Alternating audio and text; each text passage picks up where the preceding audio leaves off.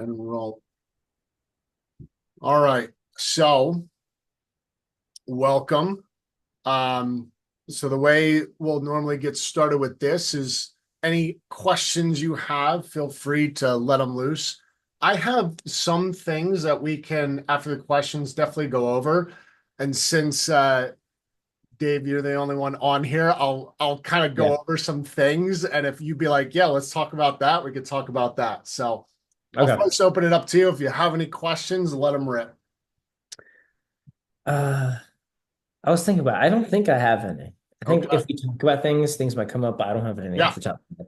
Okay. So there was a couple of things that I think would be cool to talk about. Um, One would be being overwhelmed by conflicting health information and what to do about that. Another one is building, let's see what I have here. Building a like body that is all about respect and confidence. Another one we can do is this one might be good. Developing habits that sustain healthy goals without feeling restrictive. Mm. Or let's see. Um, The confidence one sounds interesting to me. sure, definitely dive into that.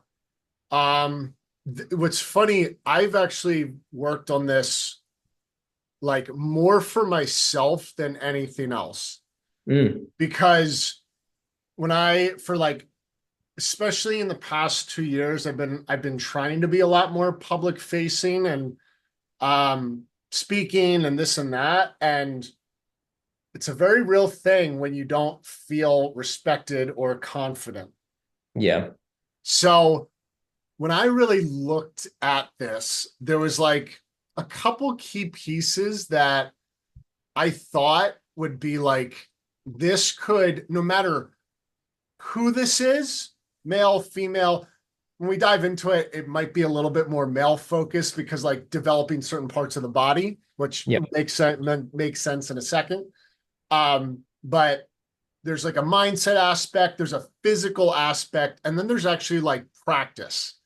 So when we look at this, especially around confidence, I feel like having the confidence is what can command the respect. Okay. And because if we understand humans, we make first impressions instantly. And a lot of times, those first impressions are very hard to change. So, if we can develop our bodies in the right way, that first impression that someone can have can be a lot more impactful. Easy example: when someone is, let's say, very scrawny, weak, and bad posture, comparatively to someone who has a broad chest, wide shoulders, developed arms, their posture is very upright and tall. That right there does something with first impression. Mhm. And then as we start to talk, having the right mindset to fuel the language can make a huge, huge impact. Mm. So that's what I really look at the different components, the two main components of body language and the mindset aspect to fuel what you're saying. Language is a predictor of performance. So now it's not just becoming like a bodybuilder. That's not what I'm saying here. But it's like, how can we look more like a superhero? Is in a sense. Okay, it makes Yeah. sense so far. Yeah, absolutely. So so really the foundation, like I said, is the confidence of body language. So when we look at musculature and developing that, the what I briefly mentioned before, the main components of it, and I'm not neglecting like other body parts, but it's like when we first glance at someone, if we have a developed chest, developed shoulders, and developed arms, it can give that illusion that our body language is a lot more confident than if we were, if they were underdeveloped.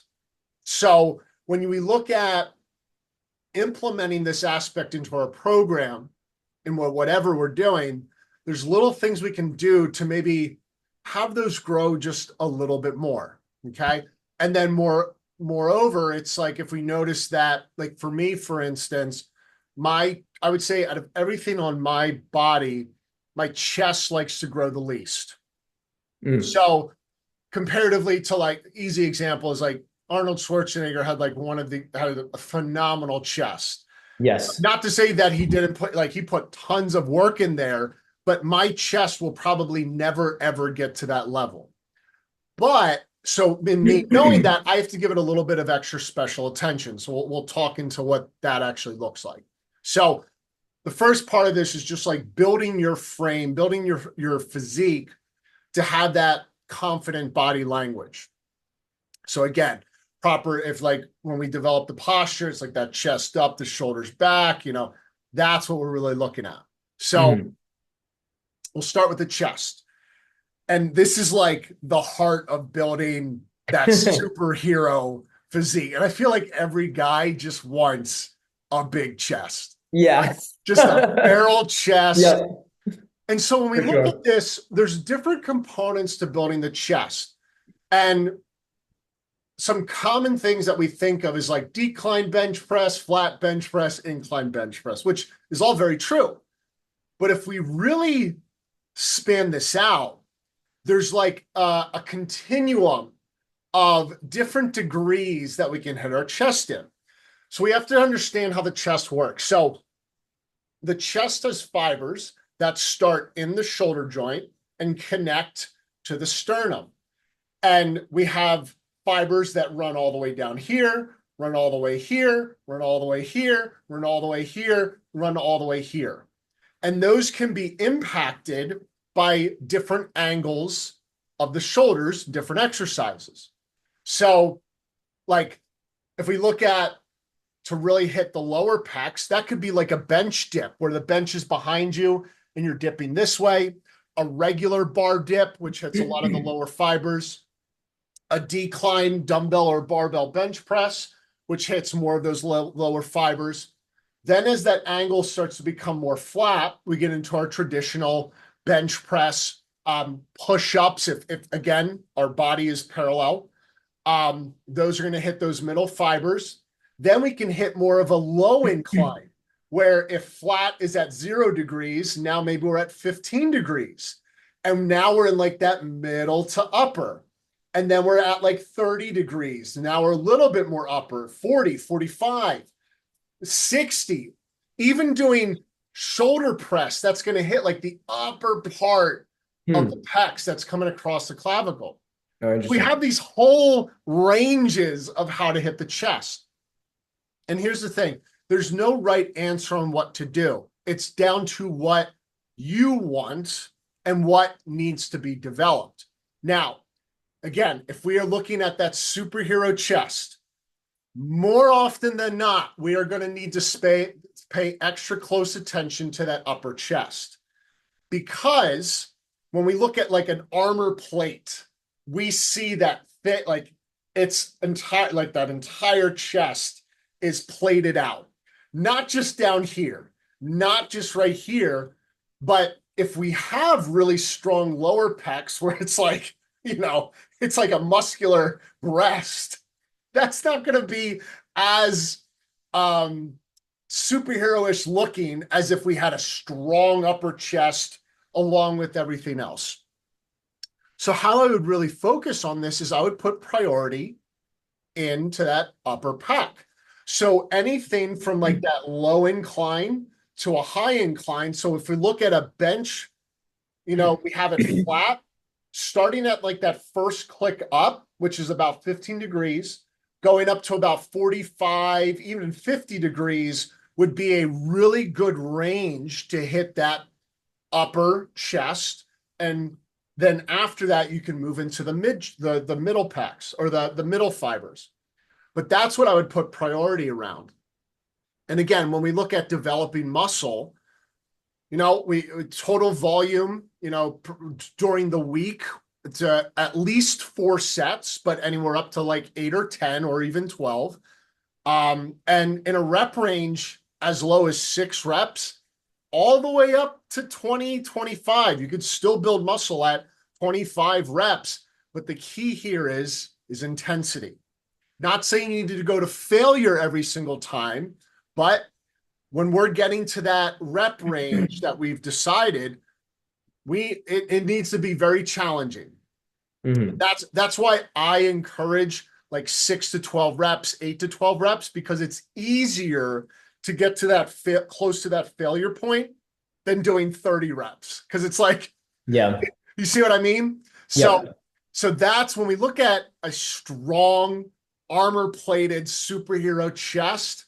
That's what I would encourage, and that's what I would program. So, makes sense. Any questions on that so far? Yeah. Something, well, you mentioned failure.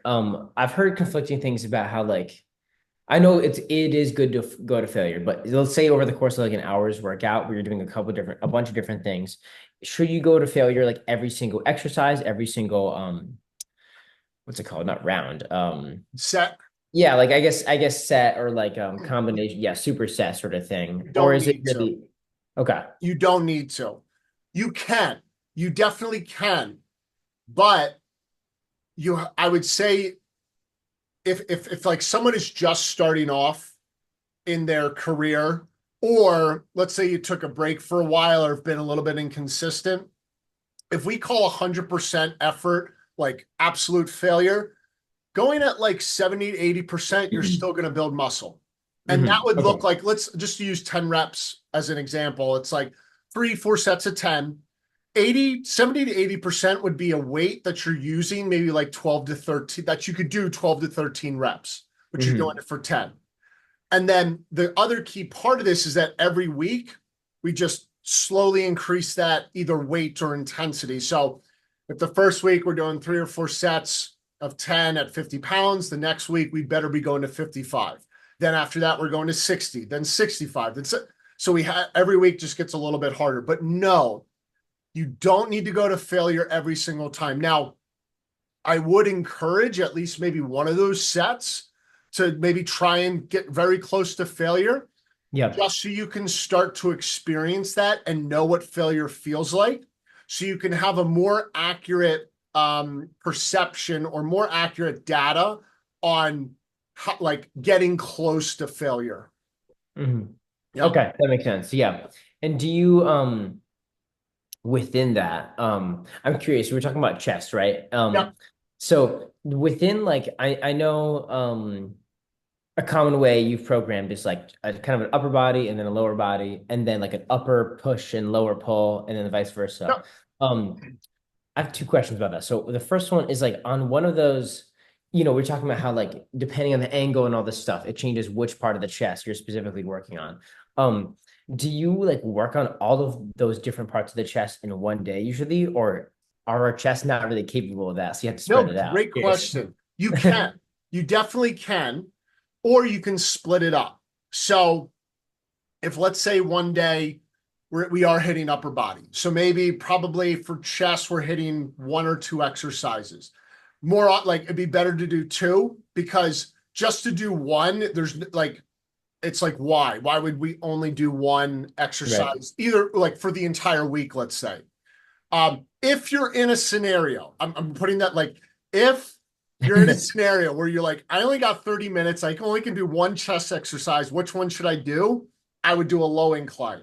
So just to get that out of Interesting. the way, yes, like at that 15 degrees, I would do a low incline, going maybe upwards, like anywhere between like 15 to 30 degrees, but probably better off with 15. Now, to answer your question, I would normally like to pick like at least 2 exercises or 3 exercises for that, let's say upper body day. So you're including some type of like 2 or 3 for, for the chest. You can go through that range of degrees. And this is where what you want and what you need comes into play. So the way I do it, this is literally what I do because my upper pec is like almost non-existent. So it's like I will do a 30 to 45 degree angle where I'm really hitting this deep stretch, just cranking it out 3 to 4 sets. And then I also know for that workout, I'm going to hit around 7 to 8 sets Mm. for that area. So I'll do 3 or 4 sets. Then I'll either bring it down to a low incline or a flat, either one, just kind of depending on what I'm feeling. And I'll do another 3 to 4 sets. And that right there could be one workout. If I did 6 sets, and if I wanted to include a third, maybe I'll do dips now, and that'll hit that lower. Okay. Yep. And maybe I'll do 2 sets of dips, really a good intensity. So now I have total of 8 sets that were hit literally now across the entire fiber range. Is there substantial fatigue to do that all in like one workout or not really? So that would actually be encouraged, Okay.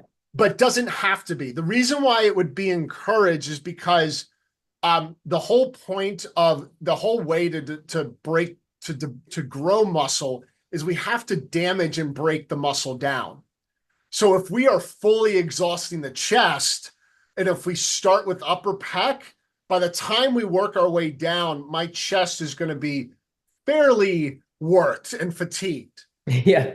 Then when you get to later in the week and you're hitting it again, you can hit it from a different angle. So maybe if it was predominantly upper, maybe now we focus on a little bit more mid and low and end with upper.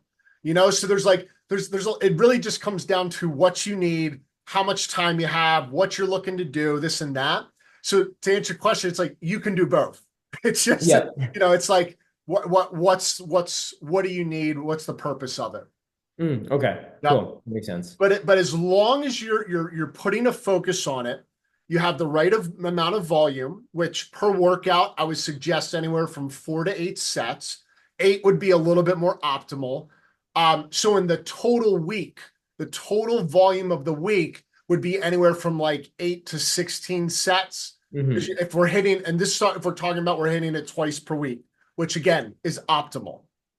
So we're hitting it twice per week. The total sets per week is 8 on the low end, 16 to 20 on the upper. And then the intensity is there. We're going to grow the muscle.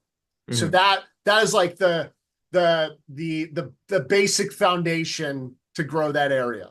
So Yeah. then it's just like, okay, what part of the chest do I really need to focus on and use those principles to that area? Okay. Yep. Yeah. Okay. That's cool. Good. I'm thinking also, I alluded earlier about like how like we had the upper and then lower day and then like the Upper push. and like Yeah. lower pull, all that kind of. So I'm Yep. curious why you do it that way as opposed to Yeah. I know a common thing is just like upper and then upper and lower again Yep. kind of. So in all honesty, it's for variation. It's not like one is better than the other. Mm-hmm. It's really because it just a lot of people, and I'm not saying this was you, I'm not saying this, I'm just saying a lot of people don't like boring basic workouts. They're like, I Yes. need the new exciting thing. It's like, what's fun? So for me, it was like the art of it to still try and make it visually exciting. Yeah. But in all honesty, some of the best programs are very basic and boring, where it's like Mm-hmm. like straight sets of this, straight sets of that, and it's just like, but a lot of people get bored with that because it's not exciting. So that the reason I did that was more for that. It's still effective. We're still hitting everything twice a week, but you can absolutely do upper, lower, rest, upper, lower. You can Mm-hmm. absolutely do push, pull, rest, push, pull, rest. You can do push, pull, legs, rest, push, pull, So Yeah. there's a lot of different ways you can do it. But when we're talking about optimization for muscle growth, which is what most people want, we are hitting that the areas twice per week, total volume upwards to like 16 to 20 sets throughout the entire week. and having the right intensity. And Mm. that is like the to create the best stimulus for building muscle. That makes sense. Yeah, I think the most fun workouts is when like the time goes by. You're Yeah. not really focusing on that because it's not like thinking about, yeah, what's the exercise over and over. Yeah, that's cool. Yeah. Is there, I'm curious, is there like, I know like an easy concern would be like an obvious concern would be like overlap, like between like an upper pull, lower push, and then like you just switch them. So like is there not like if you're doing, upper pull one day and then upper push the next day. Like I know those are different actions, pulling Yeah. versus pushing and things like that, but is there any overlap like that would like cause like weird things? So there definitely can be if you're not, and this is where exercise selection is key. Mhm. Because here's a good example. Deadlifts. Deadlifts actually work like 80% of the muscles in the body. They Yeah. do. Like even people call it like a lower pull. Yes, we're using a lot of glutes and hamstrings, but you're still using some quads in a deadlift, like you are. And then with your back, like you're pulling those lats in, like Yeah. that's like an 80% full body exercise. So it's like that is where it could potentially get a little bit of overlapping, but not so there's a concepts out there. If we look at, and this is where total volume sets come into play. So here's an easy example. We'll stick to the chest. Bench press works the chest, and it's not indirectly, it is directly, but it's secondarily the front delt and the tricep. Yep. So we consider that as like they're getting half sets done. So if we're doing 8 sets, hard sets with our chest, technically it's like 4 sets with the front delt and the tricep. So if the very next day we were doing shoulder press and triceps, that could be an overlap. And we would Yep. have to know that, okay, I did 4 sets in, not indirectly, it is directly, but half sets yesterday with the front delt and tricep. Maybe I should give another day rest before I hit it again. So that can exist in many different parts of the body. And whenever I try to program, I always keep that in mind and try not to have that overlap happen. So it can, if you're Yeah. if you're not aware, but that's again that like if you did deadlifts one day and without even realizing it, you're using a lot of quads, which can happen. Maybe with improper form or just maybe the way you're developed, you're using more quads. And if the next day you're going into like heavy front squats or heavy cyclist squats, which is like, or hack squats, which is like all quads, you may be somewhat fatigued a little bit from the day before from the deadlifts. And then also a fact because deadlifts wreck our nervous system. So it's like there's a lot of different components in here that we may not be realizing. That's why it's such a good question. But it Mm. can happen if we're just not aware and we are being sloppy in our exercise selection. Yeah.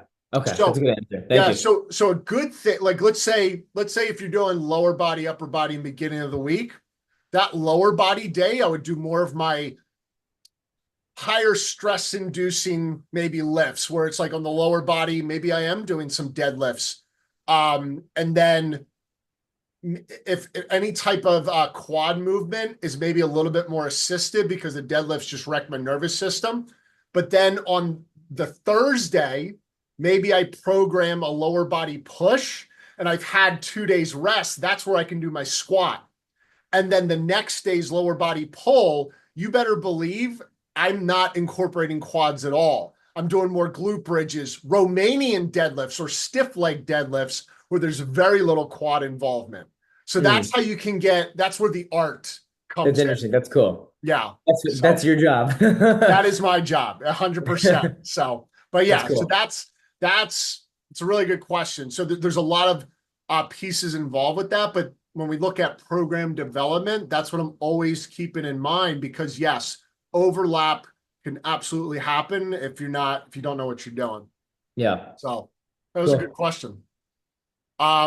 Good. So we got our chest. Next part would be shoulders. Okay. And here's why shoulders are so important, because if, let's say, like, whether when you're, and I always put this in the position of like business casual or business formal, like whether you're wearing like a fitted polo or button down shirt or a suit jacket, when you have big shoulders, you're looking massive. And that gives you that V taper. Or even you're wearing a fitted shirt. If you have a big chest, but you have small shoulders, you're not going to look as much like a superhero. So now when we look at the shoulder, there's three parts. There's the front, there's the side, and the rear. And to look wide, we need to work those middle delts. So same rules apply about the volume, about the intensity, about the rep ranges. Same, everything we talked about the chest applies here with the shoulders. And really, the best exercises to develop that middle delt is lateral raises. Now, there's different variations of lateral raises. But at the end of the day, we need to do some form of lateral raise with the arm, with the shoulder, to develop that. And when we start to develop that, we start to get that wider V look. So if we have a narrow waist, or we're not fat, we keep ourselves on the leaner side, and you have a fitted shirt, or you even have your shirt off, people are going to be like, damn, like that. And that's where like a lot of that posture can come into play with having those wide shoulders, to just make you look more like a superhero, more like a badass. So that's the shoulder part. And then bringing it all together are the arms. So now I'm not leaving out back on purpose. Like I am leaving back out on purpose. Like back is very important, but when the first time, normally when we see people and meet people, we're meeting them face on, and having a nice chest, having a nice shoulders, having a nice arms, you're still going to look like, have that presence, even though we don't have like these monster lats. Not saying not to work on back, but those would be like the top three to really focus on. So when we look at arm development, I'm going to give like a couple shout outs to like key exercises to focus on. So when we look at biceps, there's I would say there's three that I always try to keep in rotation. The first one is a cable curl, but behind the body. So imagine I'm holding onto a cable and it's behind me, and I'm curling this way. The reason I like to do that is because we actually haven't mentioned this yet. One key factor to developing muscle is that deep stretch. So if I'm limiting my range of motion to here, I'm really not going to develop that much muscle, because there's not a lot of stretch going on. But if I'm here, I get that deep stretch, we're recruiting more fibers, growing more muscle. So the cable curl this way is going to put the deepest stretch in that bicep. That would be number one. Number two would actually be a preacher curl. Same reason, you can load that elbow in that stretch position very well. And because it also hits the brachialis, which back here, we're hitting the bicep femoris. The brachialis is underneath, which can help expand, like widen that arm essentially. So this is going to give you a lot of that peak. The preacher curl is going to hit the brachioradialis, the brachialis, which is going to help widen that bicep a bit, or I don't want to say widen, fill it out more rather than giving you that peak. Yep. What is a preacher curl? I'm trying to remember. I feel like I've done it a while ago. Yep. So there's a pad that's right in front of you, and you put your arms down in front Oh, okay. and you're Yep. curling this way. Yep. And then the last one would be a reverse curl to hit the forearm, the brachioradialis right in here, because having a developed forearm in that area just gives an overall well-rounded appearance. And when you have so having strong forearms, that wide, strong peak bicep, that's going to really fill out one part of the arm really well. And so again, same rules apply: volume, sets, reps, intensity, stretch. And then when we look at tricep, there's two exercises that, in my opinion, should be mandatory. And so when we look at the tricep, there's three heads: the lateral head, the middle, and the long head. And these two actually really focus on the long head, because the middle and lateral head are pretty much always kind of hit, but you can do exercises that don't hit the long head as well. And the long head from behind is what makes your arms look big. And if you're doing like a pose like this, the long head is what fills out that bottom part. So that's why we focus on the long head. So anything overhead hits the long head. So get that cable, bring it up above the head, elbows in. You do your tricep extensions this way, focusing on that stretch driving up. That would be number one. Number two is actually a kickback, but I would set a cable up, I'd pull it down so my elbow is behind me, and I'd extend my arm back that way. And when you do that, if you do that right now, you will feel that long head contract nice and tight. Oh, yeah. Exactly. So we hit it from two different angles. And and yes, you could do more triceps, of course, but those I always keep in my rotation. So those are really like my main arm exercises to go to. And so if you incorporate the aspects of the chest, the shoulders, and the arms, that's going to give you that super confident look, when you're talking to people or when you're with people. Make sense? Yeah, it's cool. It's funny. I feel like cliche as well. I feel like biceps is such a common thing for people to build and to Yep. want to build. And especially going to public gyms, like you always see people doing these in the mirror and things like this. But I noticed after starting to work with you last year, like I feel like some of my biggest physique improvements was like triceps. Yeah. Like completely like widens the arms, like completely. Yes. Um, and the back, and the shoulders as well, especially like you mentioned. Yeah. I mean, I guess all of it is combined. Yeah, and I feel like I'm similar to you that like my chest doesn't takes much more time to grow. Yeah. But definitely like just having some type of heck there, gradually doing it is like absolutely like you said, like tight fitted shirts and stuff like that. Yeah, Yeah. that makes a difference. It's these subtle things that people notice. And so it's like, we have a developed chest, we have wide shoulders, we have arms, in addition to everything else. That's gonna, like, as vain as this sounds, when I go on stage to speak or when I'm speaking to people, I feel very confident because I know I've been working on my body for years. Like but it gives you that layer, that level of confidence that a lot of things don't. No matter how much you practice, no matter, like, if you practice a lot speaking to people, this and that, and you also have a great body, strong body, it just like enhances everything. And that's like, for me, it's like, that's why strength training is so important, in addition to just like the normal health benefits. It from a confident mindset standpoint, it can boost you up, in my opinion, more than most things. So yeah, absolutely. So when we look at confident mindset, there's obviously so many different things that we can do to boost it. But these are the things that I do every day to help me. And when I think of a strong mindset, really what my version of it's just like, I know what I want and I know what I'm going after. At the end of the day, that's what it is.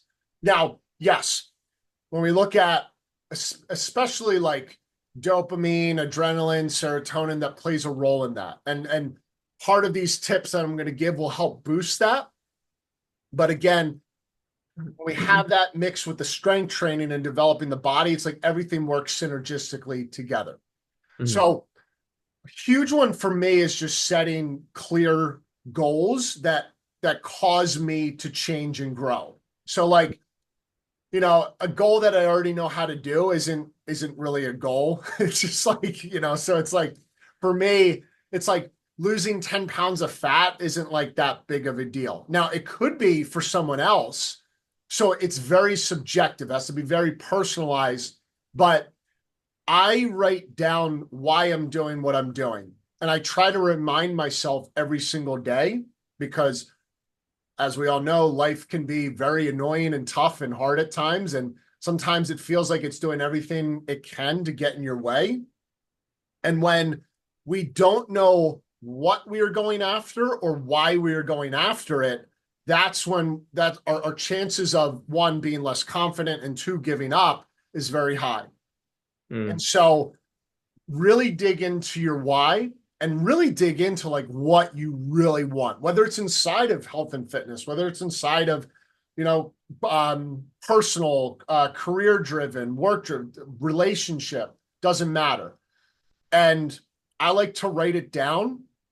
And sometimes I'll write it down every day, just like in a journal, or I'll say to myself, like, this is why I'm doing what I'm doing, blah, blah, blah, blah, blah, over and over and over again. Because some days, actually, I'd say a lot of days I wake up and I'm like, oh shit, here we go. But Yep. when I get locked in back into like why I'm doing what I'm doing, that's when the dopamine kicks in because you start to feel that excitement again. You start to have that self-love again. And that boosts a lot of the confidence. That makes sense? Yeah, do you like practically, I guess specifically thinking, like, do you do it like as part of your morning routine, like with breakfast?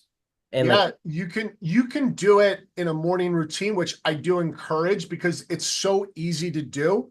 So maybe you are eating breakfast and you're just like, this is why I'm doing this shit. This is why I'm doing this. Or yeah. what I know my wife does, like she does it before she goes to bed and she has like this mantra she says to herself. I've had other clients, like we've written out a morning routine and it was like, okay, I get up, I do a little cold shower or gets myself ready and then I write it down 10 times. It's like whatever is going to work for you, so there's no wrong answer, there's no right answer. It's just whatever's going to be the best for you is what I would recommend. So if you're like, I think it would work best at breakfast, then do it. Try it and say it like 10 times or maybe before bed, as we're winding down, you're writing out, okay, this is why I'm doing what I'm doing. And that I kind of like that because that's the last thing you think of before you go into sleep. So there's like Mm. some subconscious work in there. So, Yeah. but you could do it so many different ways. Yeah. Do you like to think about, we're writing a goal and why, but like how do you like to think about, I guess, types of goals, right? Because there's like Mhm. professional goals, but then there's Yeah. like physical, like personal goals, I suppose. Yeah. There's so much you could attack. I mean, I guess all Absolutely. of it. Yeah. So, no, that's a really good question. So I always like to focus on one personal and one career goal at the same time. Ooh, I like that. Yeah. Yep. So, and the inside of that, there's there's a goal that we already know how to do. So again, for personal, me losing 10 pounds, that's a very simple goal. Like I just change a couple things, eat a little bit less, and there, I've lost 10 pounds of fat over a period of time.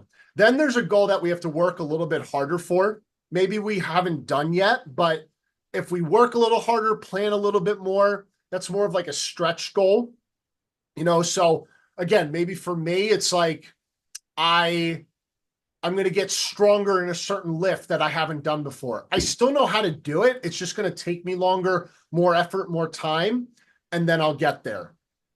Then there's like a fantasy type of goal that I've literally never done before. When I think about doing it, it actually scares me because there's this fear of whatever that comes up in the way because it's unknown. So for me, when I think about like a career goal inside of that, this business, this brand that I want to, literally get across the world and have it be a household name, changing the world. That scares me because it's like there is a high degree of failure there because I've never done it before. I don't know how to do it. I don't even know where to start. But when I focus on why I'm doing it and the outcome of it on how it's going to change me and everyone else, that's what I like to lean into.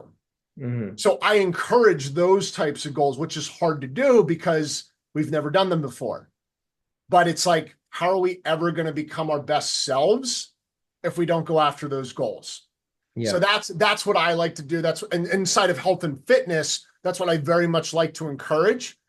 But even inside of that, there's also breaking it down. So we have that like easy example. It's like if you want to build, 20 pounds of muscle, okay? Whatever it is, that's like your ultimate goal. That's going to take time. That's not going to be done in just 6 months. That's going to be done over years. So then if we backtrack, okay, where do we need to be in 2 years, in 1 year and a half, in 1 year, in 6 months, in 3 months, in 1 month, in 1 week? We can start to plan that, and then it becomes more realistic. And that big, scary goal starts to become very, I don't want to say simple, but very feasible and very real. Yeah. Yeah. So that's when I look at goals. That's how I like to go about doing it. And that's for me, that's what gives me confidence. When I'm talking to someone, I'm very clear on what I want.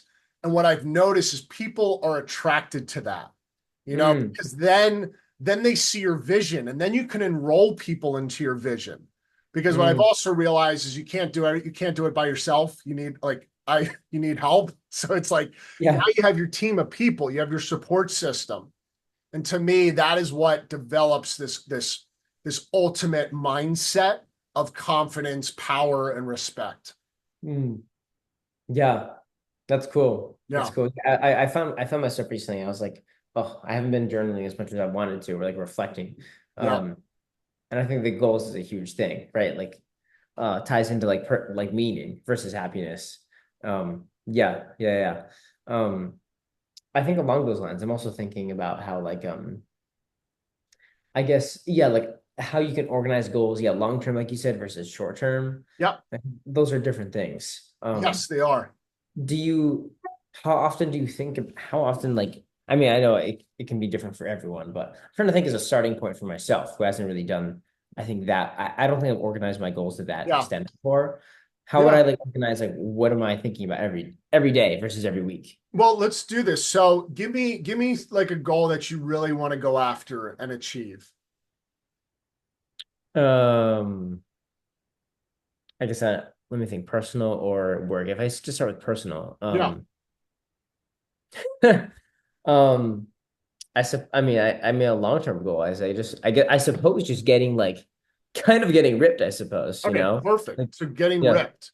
So an aspect of that is building muscle, correct? So we'll keep it in this vein, and we'll keep this very simple.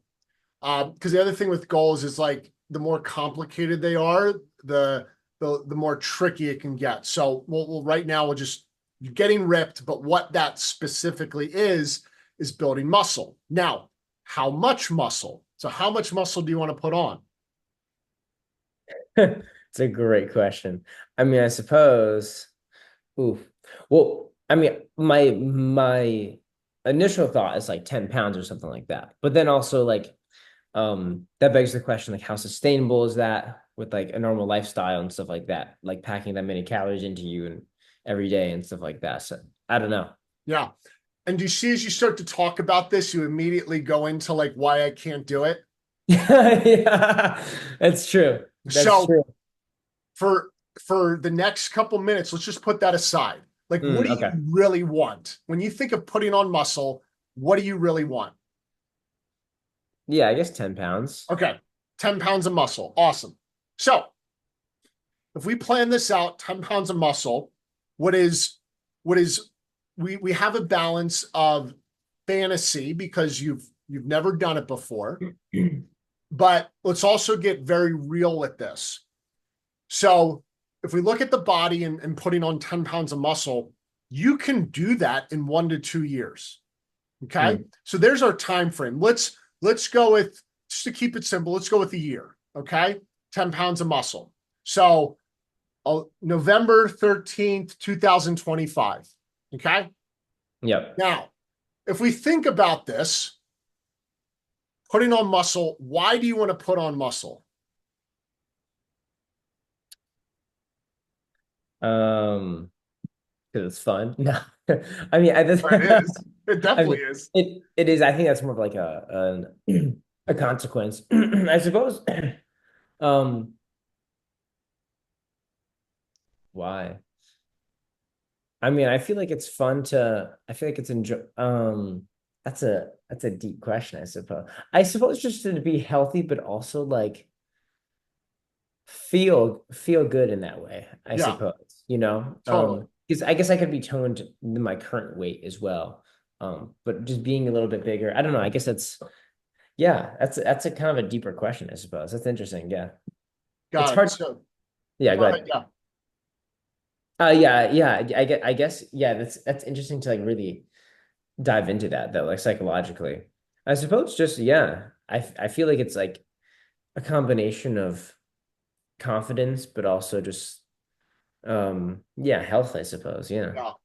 So do you see how this is why you haven't been able to plan it out yet? And when you think about the how, why it's so difficult is because you don't really know your why.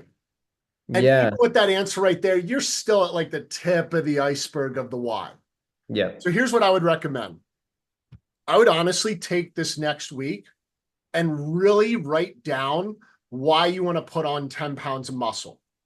Because very much like anyone can say some goal that they want to achieve. But why most people don't go after it is because there's no emotional bond to it. Yeah. So you may really, it might be cool to have 10 pounds of muscle, but if you don't really know why you want it, you're not going to take the right actions to get there. And how I Yeah. know that is because that has happened to me so many times in business Mm. and personal. I've said I've wanted things, but when I really think about it, I'm like, why the hell do I want this? And there was like, oh, it's just because it sounds cool. Like, for me, it's Yeah. that didn't do it. But Right. when I think about why I really want to grow this brand and this business, it's because I truly want to change the world in health and fitness. Yeah. I get emotionally charged talking about that.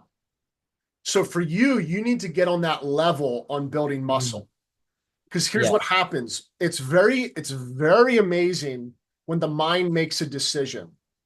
When you decide that you want to do this and you have that emotional attachment, the how starts to become clear because now you're focusing on that year goal from now and you're automatically looking for the pathway to get there. And so many times we think about the how first and we're like, I can't figure out how to do it. It's like, well, because you don't know why you're doing it or you don't That's even so know true. what you want. So I would really, so we know 10 pounds of muscle in a year. I would really write out why you want it and how it's going to change your life. Yeah. When you can define that, then the how becomes very clear. And Yeah. then backtracking becomes very easy. Because then you're like, well, okay, if I need to put on 10 pounds of muscle in a year, that means in 9 months, I need to put on around 6 to 7 pounds. And then in 6 months, I need to have at least 4 to 5 pounds. In 3 months, I need to have at least 1 to 2 pounds. See, then it becomes very simple. And then the way to get there, you just use the principles of really what we've been talking about today and the how becomes very easy. And then Mhm. all the other components become very clear. Nutrition, you know why you're eating what you're eating. And like you said, you're like, I don't know if this is sustainable. You make it sustainable because you want it that much. True. You can't So deny it when it's like we're that passionate about it. exactly. So that's why goal setting and knowing why you're doing it. And then at Mhm. the end of the day, the ingredient that holds us all together is the discipline. The Yep. discipline. It's doing things that you don't want to do like you want to do them. That's like you have to do them. That's the secret sauce that pulls all of this together. Yeah. So, but that is what I would really focus on. So That's good. I'm gonna challenge you in a week, whether you're on the call again or maybe just text me like Yep. why you want to do it. And I, you know, I'll be very interested to see how you feel or what you're thinking at that point. Or if my goal changes, I suppose. Or it could change. It very much could change. That's why we do this as well, because it's like, do Right. you really want that? And if you don't, that's totally okay. But just go Right. after something that you would love, that would change your life, that you really, really want. That's cool. Yeah, That's man. sick. Yes. Cool. Okay. I'll do that. I'll absolutely Awesome. do that. That's helpful. I Awesome. think the mindset is, yeah, I mean, that's what your whole thing is, the mindset and the physical stuff. But I see it like this is crucially the mindset thing. It Because like is. it's an empty goal. It's like, why? That's it. Yeah. And that's why a lot of people easy, example is like in the New Year's when people join the gym and they leave after 4 weeks. Yep. They're just not, they don't have that mindset. They're not attached to it. They're like, I know I need to be healthier, but they don't give a shit. Like, Yeah. it's like they don't. Yeah. Because if they did, they would stay with it. But Right. we need to have that emotion attached to it. Mm. And I think that plays into like how it's like an emotional, it's a positive emotion rather than guilt into doing it. Because then you're just trusting Yes. yourself, which is totally different. Yes. That is actually a big deal, what you just said right there. Because there are plenty of days that I wake up and I have to convince myself to put my shoes on, but it's not out of guilt. It's out of Yeah. because I know that what I'm going after is going to make me better. That's Yes. why I do it. Yes. Yeah. Good shit. Oh yeah, man, that was good. Love Yeah. it, love it. Well, good. So, Sweet. well, appreciate you having it on, man. And really, see, like I said, I'm interested to hear about your why with that. But I'm happy you hopped on, man, and we'll talk soon. All right. Yeah, sounds good. Thanks for everything. Have a great See ya. night. Bye. Bye.